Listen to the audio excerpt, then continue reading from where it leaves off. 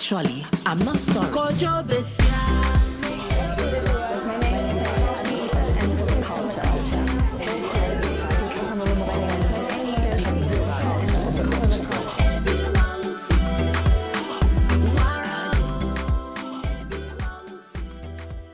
We're not just sad people. We're not just broken people. We are brilliant minds. So African stories have to be told by Africans. Hey, my name is Chris Mureithi, and this is For the Culture. I grew up in a town called Nakuru, 2 hours away from Nairobi. My late mom was a drama teacher at Nakuru High School, and she used to take me with her for almost all drama rehearsals. I wanted to definitely act because those are some of the things that I also did when I was in high school. So when I was coming to Nairobi, the main mission was for me to come, find a theater space, make this work. Like for me, it was I want to act and I really, really want to act. Me living in Nakuru was something that my parents were against, mostly my dad, because he wanted me to be a procurement officer. But I knew, like my heart and my gut told me that acting is what is going to make me blow, and also give me happiness. So I came to Nairobi when I was 19, against the will of my parents. First night, slept on the streets because I was coming to meet someone who used to work at Alliance Francaise. But by the time I was getting here with a matatu, it was like 6 p.m. And I remember sitting outside the benches of 20th Century, and I just slept. And I keep on telling people that whole night, nobody bothered me. Nobody came, and that's the time where street kids were really, really, rampant in Nairobi. And when I woke up the next morning, I was like, wow, if I've survived this night, then let me see what Nairobi has in store for me. I asked people around just to show me where Alliance Francaise is. I got there, I met the person that I was coming to see, and I looked at him straight in the face and I said, look, I'm not going back home. And I want to act. I don't know what you're gonna do, but I know that you're the plug. You've told me that this is what you do, so this is what I wanna do. And my journey started there. I got gigs working with Heartstrings Kenya, acted with Heartstrings Kenya for like 3 years. And when I was there, I was spotted by the producer of a famous show called Tahiti High. And that's when now I went, on screen. So the name McKenna was born there because I was the head girl of Tahiti High for like 4 years. Hey, I hope the two of you know that holiday has been too long, huh? And as the head girl, McKenna, I'm here to ensure that you are going to follow all the rules and regulations as stipulated. Me being on screen as an actor, I kept on interacting with very many different people. And then I thought to myself, I said, okay, wow, I don't want to leave this field. So I decided to enroll and study film and theater arts. And then after that, so many things just started happening. Left, went to America to finish part of my studies, came back, worked for Nation Media Group as a TV producer. So now immediately the shift happened from being on stage as an actor, and I went behind the scenes. So I was a producer working at NTV, worked on a couple of shows there for like 3 years. Then I made the big jump, moved on to the BBC, worked at the BBC as a youth reporter for Africa. In 2019, I was completely bullied and harassed on social media because my car was vandalized by someone that I knew. It had names written all over it, headlights smashed.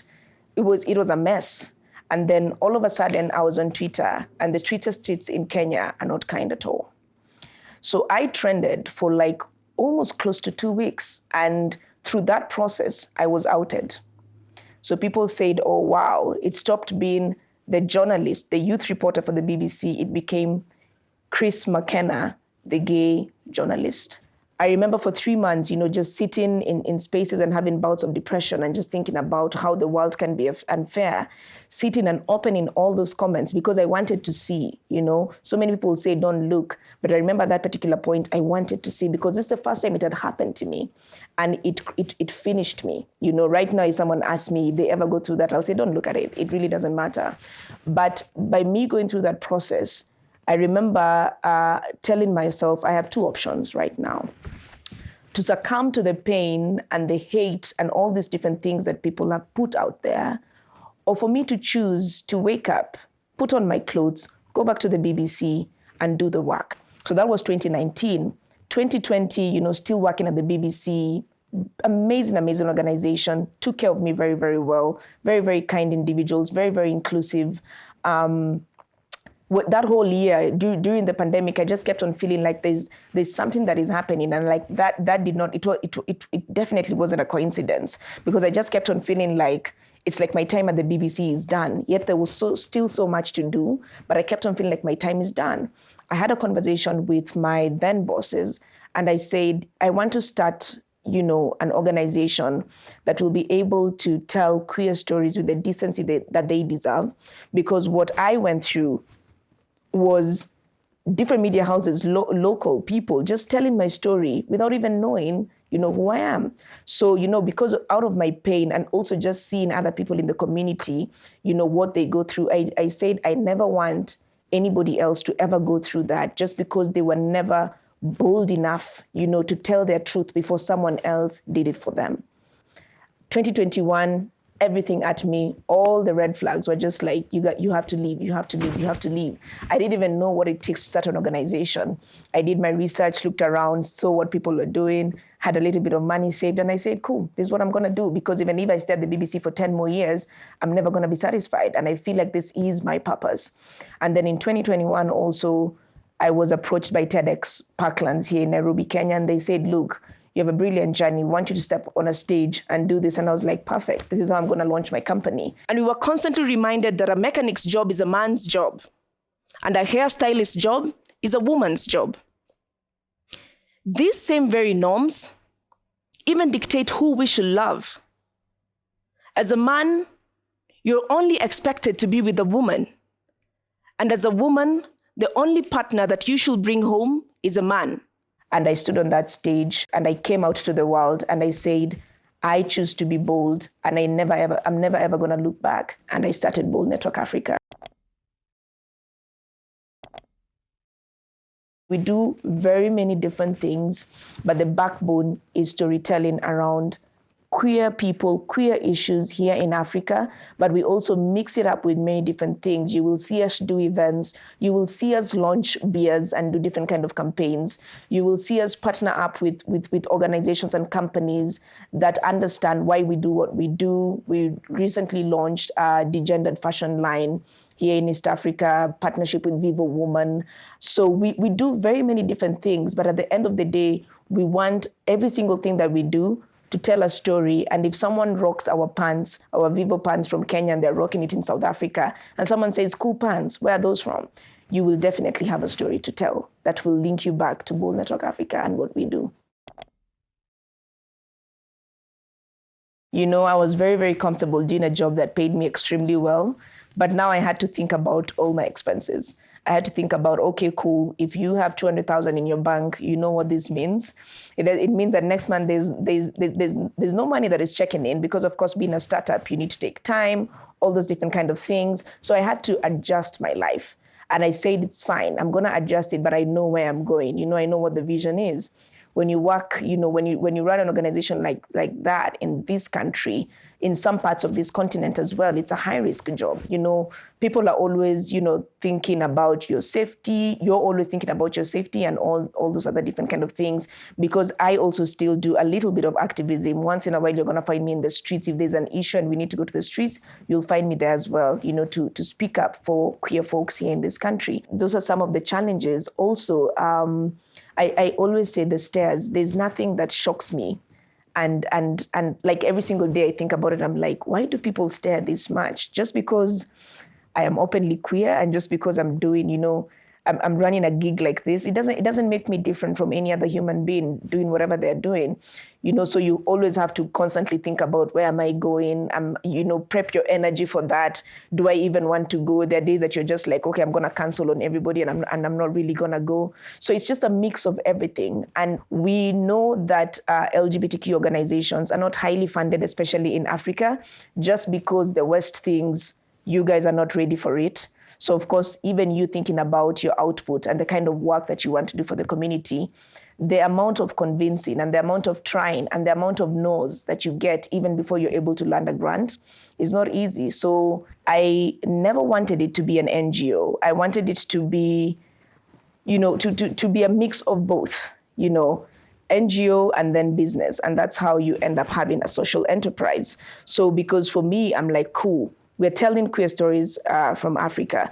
But also, I just don't only want to be, again, the red tape that comes with, you're an NGO and we've given you money to do this and this and this, and this is the only thing that you're supposed to do. I wanted to have the liberty to say, cool, I can do that, but also I can make a beer, and this beer is still going to tell the stories of the community. And this beer is not going to be free, because I want you to respect, the fact that there are people who have done work, to bring this on the table. But every single time you open that beer and you've paid the amount of money that you've paid for, we're telling stories and, just making sure that more conversations happen around that. So I think for me, I chose the route of being, the social enterprise, because it's my vibe. Mimi ni mwana biashara. In Kenya, that means I am a business person. And also I have mad love for storytelling, especially around the queer community. How do you think storytelling around Africa has affected perceptions of how people see Africa, right?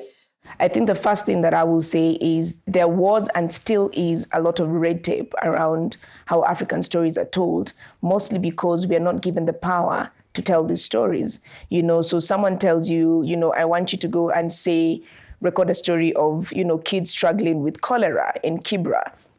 But how you find what you find and what you want to report, when you want to report about either the different progress, the positive things that come out of the piece that you're doing, all those different kind of things are given a red tape, and you're only supposed to report, and constantly paint Africa from such a negative, perspective, like we're constantly struggling, this continent is never going to make it. Yet we have such brilliant minds. We're not just sad people. We're not just broken people. We're not just people who have diseases and all these different kind of things. We are brilliant minds. We are CEOs. We are founders. We are dancers. We are entertainers. We're entrepreneurs. We have kids who who dream to be pilots. But that one statement that has been said by a kid is going to be removed, and edited, just because the person who is sitting on the other side is not an African and they want to control the narrative. So I think for me, even as a journalist, what pushed me, to the edge to say, I just want to get out of this space and do my own thing, tell the stories that I want to tell,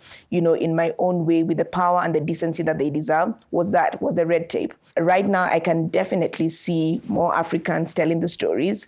When I look at this room, these are Africans telling the story, So it gives me hope, when it comes to how we are making people look at Africa. And even for me, with the capacity that I have right now, running my own organization, telling stories about queer people in Africa, I do believe that it changes the narrative. I think just running a gig like Bold Network Africa gives me a lot of happiness, a lot of peace, and I can definitely see the positives that Bold Network Africa has brought in my life, because also maybe I just needed to chill, as a human being. Sometimes we're just constantly rushing, you're employed and you're just doing things. But once you start activating your purpose, for me, there's a new person that was born.